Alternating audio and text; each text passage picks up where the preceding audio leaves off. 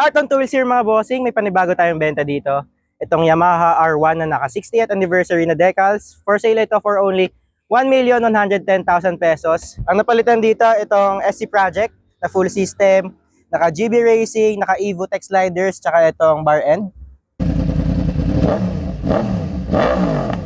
Benelli QJ600, inline 4 din siya mga boss. Tapos, for sale ito, all stock kasi siya. So, for sale ito ng 410,000 pesos naman mga boss.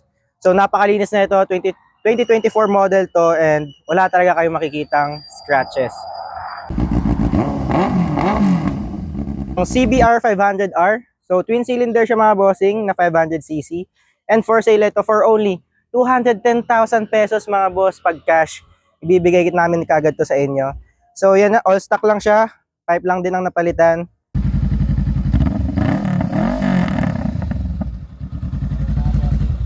So yun mga boss, PM lang kayo sa page natin. Sasend ko sa inyo yung details and pictures ng unit natin. So yan, peace out.